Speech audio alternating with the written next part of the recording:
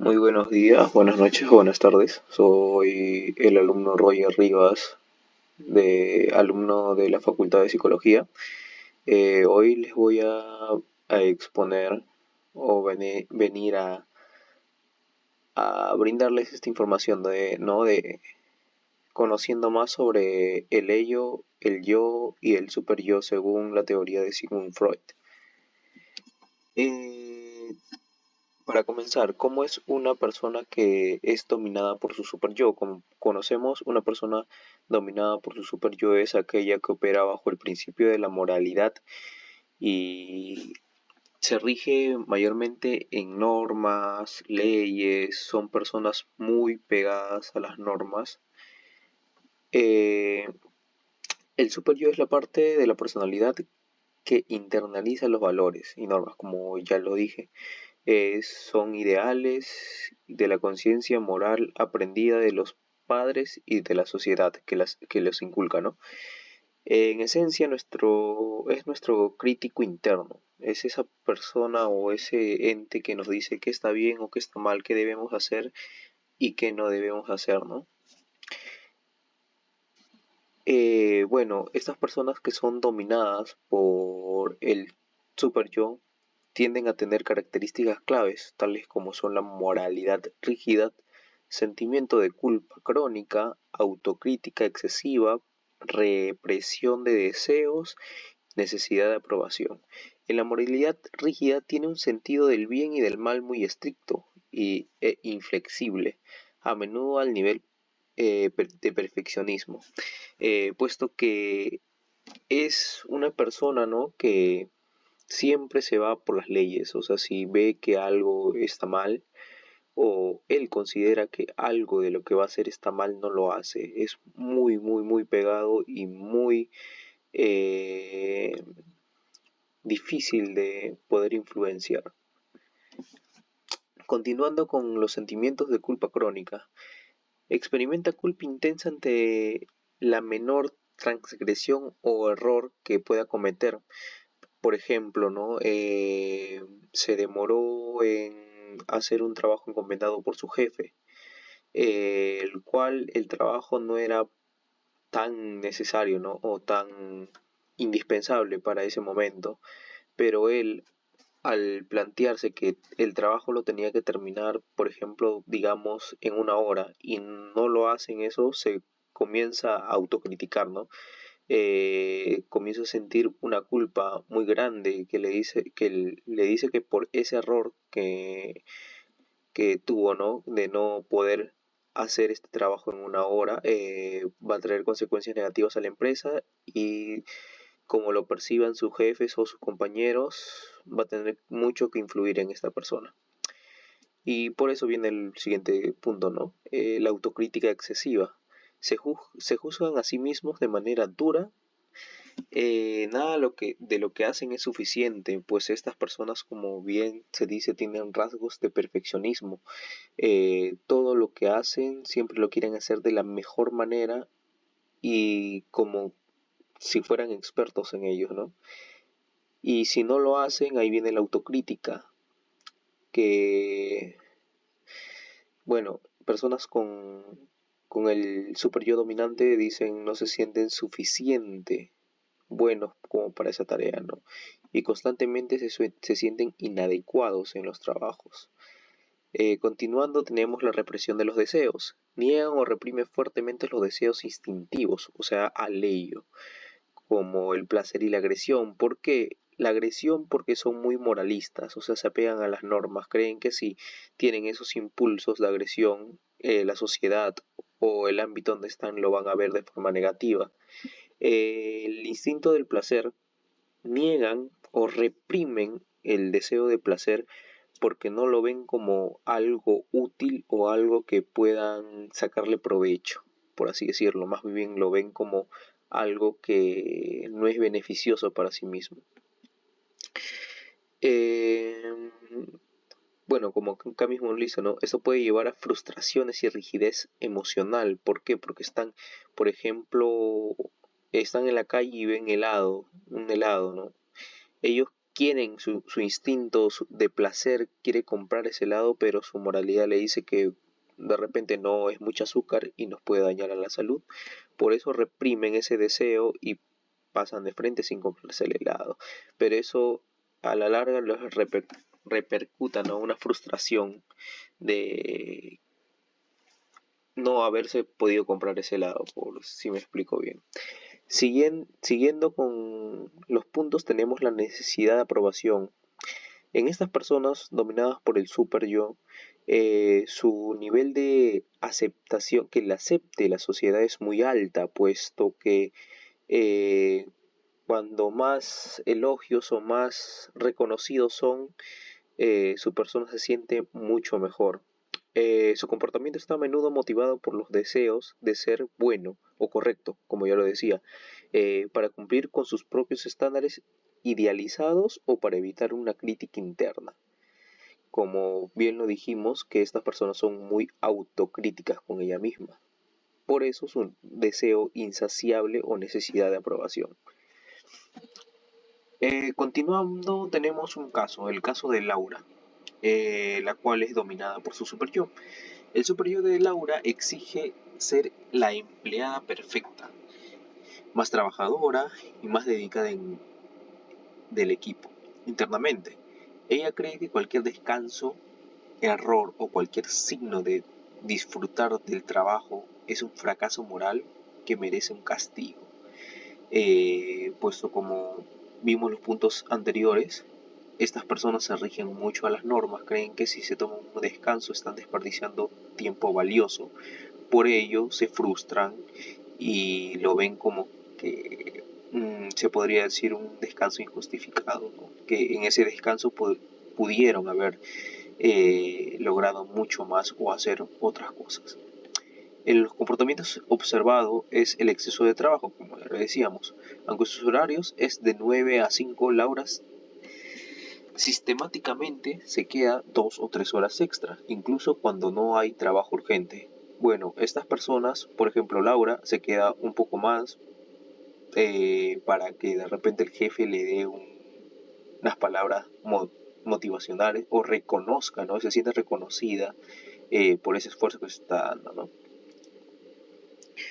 Si se va a tiempo, su super yo la castiga con pensamientos como eres perezosa.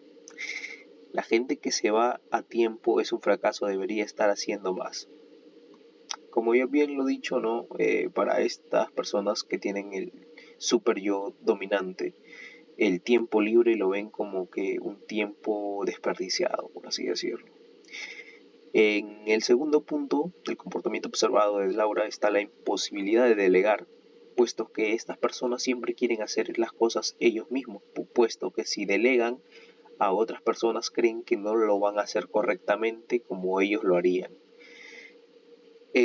Cuando acá en el caso dice, cuando su jefe asigna un proyecto a un colega, Laura siente una profunda ansiedad, cree que solo ella puede hacerlo con la perfección que se exige en un estándar interno de acaparar el trabajo, sintiendo que confiar en otros es una falta de responsabilidad moral. Siguiente con esto tenemos la culpa de descansar y las respuestas del error. La culpa de descansar, como ya le decimos, que estas personas tienen un rechazo al tiempo libre o al tiempo donde no están haciendo nada o están descansando, puesto que lo ven como un tiempo improductivo donde ellos podrían generar nuevas cosas y podrían aprovechar, por así decirlo, ese tiempo, perjudicando también su salud, porque no descansan estas personas. Respuestas al error. Si comete un error mínimo, aunque sea, por ejemplo, que se equivoque digitando un número, estas personas lo ven como un error gigante, algo que ellos no se permitirían cometer, ¿no? Por ejemplo, acá dice, si comete un error mínimo en un informe, Laura reacciona con una crisis de ansiedad y culpa desproporcionada. Pasa la noche dándose pasa la noche dándole vueltas al fallo, sintiendo que es una mala persona o que merece ser despedida. Pasamos con cómo sería una persona que es dominada por su ello. Ya hablamos del super yo, ahora pasamos al ello. que es, como se dice, la otra cara de la moneda, ¿no? Porque una persona dominada por su ello es una persona dominada por sus instintos de placer, ¿no? Buscan gratificación inmediata de sus instintos y deseos biológicos sin considerar la realidad, la lógica, las normas sociales o las consecuencias. La manifestación de las partes más primitivas e infantiles de la mente, donde lo único que importa es la satisfacción instantánea de la necesidad. Las personas que son mayormente guiadas por el ello son personas que viven en el momento. Viven, por ejemplo, si se les apetece, por así decirlo, tomar alcohol, ellos se paran donde están, van, toman alcohol y listo. O sea, siempre están satisfaciendo sus instintos. En las características claves que tienen las personas con el ello dominante es la impulsividad extrema. Actúan sin pensar. Si sienten hambre, comen. Si sienten ira, atacan. Si sienten deseo, lo persiguen de inmediato, sin ninguna capacidad de posponer la satisfacción. Son egocéntricos radicales. No tienen capacidad de empatía. No consideran las necesidades de los demás. Si su mundo gira completamente en su entorno a sus propios deseos. Por ejemplo, si va por la calle y a él le gusta, por ejemplo, una pelota que tiene otro chico. Si él lo desea, simplemente va, se la quita y se la lleva, puesto que estas personas viven tratando de satisfacer sus necesidades a cada momento.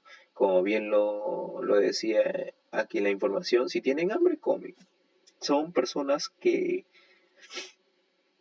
no pueden estar sin satisfacer los deseos que tienen. Eh, Viven con la amoralidad. El ello no tiene moral, como ya lo mismo lo decíamos, ¿no? Si a él es algo que desea en ese momento, lo hace y punto. No tiene que ver con reglas, ni normas, ni nada por el estilo. Carecen de un sentido interno de lo que está bien y de lo que está mal. Para ellos, con tal de que satisfagan sus necesidades, para él es bueno, ya sea que por las normas y las morales digan que o dicten que esto está mal, ¿no? Tienen mucha intolerancia a la frustración, tienen un nivel muy bajo de tolerancia. Eh, Son fácilmente impulsivos cuando alguien les niega algo. Pueden reaccionar con rabia, berrinches, agresión o similares a un niño pequeño, ¿no? Cuando quiere un objeto y sus padres le dicen que no pueden comprárselo y comienzan a hacer su berrinche, ¿no? Tienen pensamientos de procesos primitivos. Explico esto.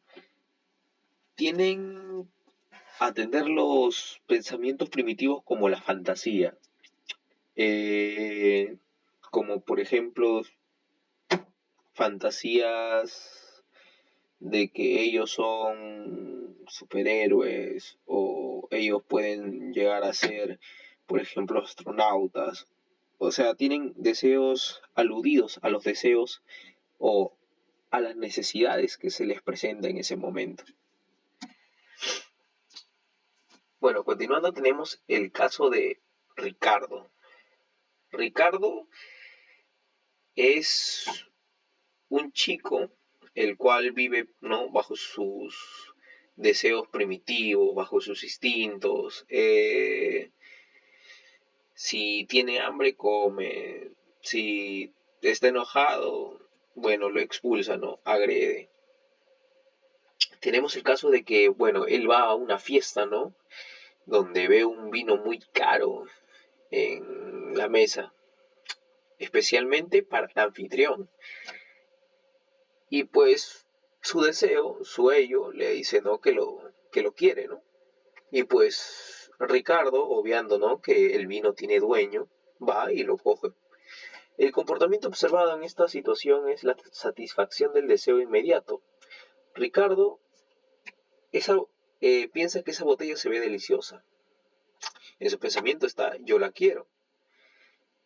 Su yo, bueno, en este caso solo está siendo como el mediador de ello, porque el super yo está como que bloqueado, por así decirlo, ¿no? Inhibido.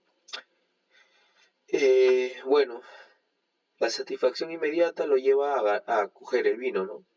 Sin pedir permiso, sin consultar al anfitrión. Abre la botella, se sirve una copa generosa, una copa llena y se lo toma, sin importarle del que dirán. Ignorar las consecuencias sociales. Al coger el vino, Ricardo, puede que algún compañero o algún asistente de la fiesta lo haya visto, ¿no? Y sin importarle el que dirán, él agarró, abrió la botella y se lo tomó. Ignorar las consecuencias sociales, pues estas personas se rigen a sus propias reglas, por así decirlo.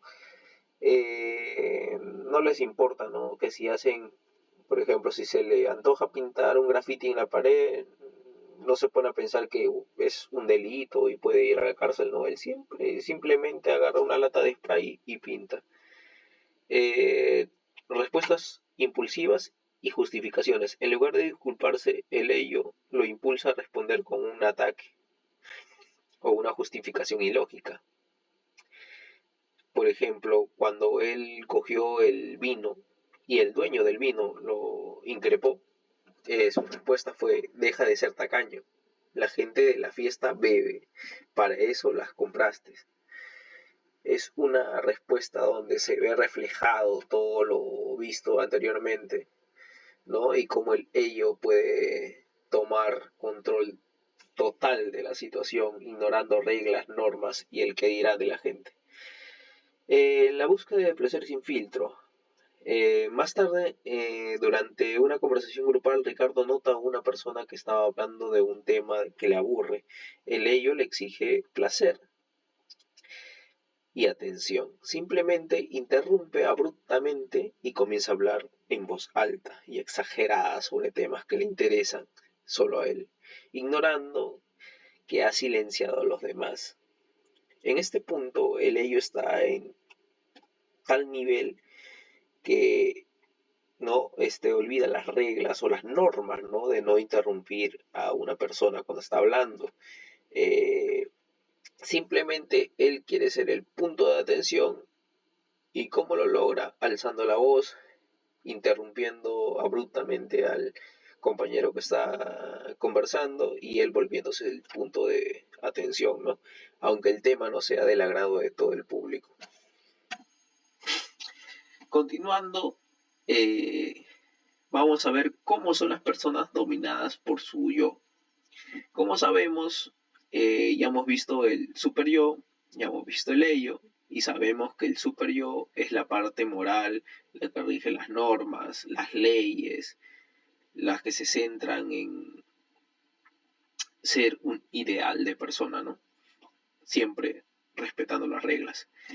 Por su contraparte tenemos al ello, las personas que viven satisfaciendo sus necesidades, personas que no viven bajo reglas ni normas, se rigen a sus deseos e impulsos primitivos. Y aquí entra a tallar el yo, el cual es el mediador entre el super yo y el ello. El yo es la parte más psíquica que se rige por el principio de realidad. Su función principal es el servir de mediador entre las demandas instintivas y caóticas del ello y las exigencias morales y rígidas del super yo, como bien lo decía, ¿no? El yo pone limitaciones entre el super yo y el ello. En características principales tenemos la racionalidad y la lógica. Operan con un pensamiento de proceso secundario que es lo lógico, organizado y coherente. Aborda los problemas de manera objetiva. Siempre le da un punto de realismo a las cosas. Por ejemplo, si el ello dice que, bueno, pongamos un ejemplo, El Ello dice, hoy quiero ir solo con pantalón y gorra a la universidad porque hace mucho calor. Su yo actúa con el super yo, con las normas, para decir, no, espérate un poco, ¿cómo vas a ir sin polo a la universidad? Eso está como decir es algo mal visto, ¿no? Bueno, y actúa de una manera organizada y coherente para inhibir estos impulsos del ello. Continuando tenemos la tolerancia a la frustración. Tiene la capacidad de posponer la gratificación, sabe que no siempre puede obtener lo que quiere de inmediato y puede soportar el malestar de la espera.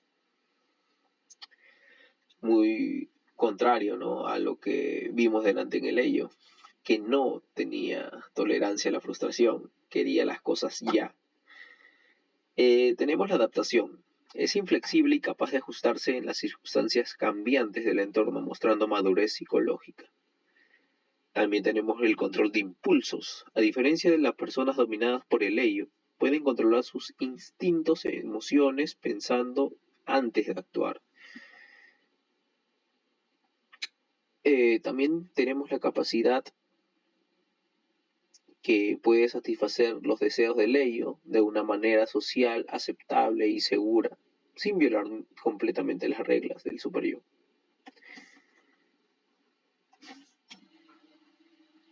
Bueno, continuando tenemos el caso de Elena.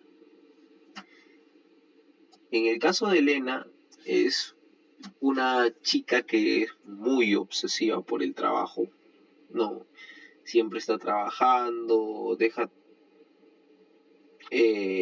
algunos asuntos por rendir un poco más en su trabajo. También muestra, ¿no?, que descansar es signo de debilidad. El comportamiento que media del yo, Elena no actúa impulsivamente, ni se castiga. Este es un reconocimiento de la realidad que inhibe al ello, ¿no? Ahí está actuando en equilibrio, un poco influenciado por el super yo, ¿no?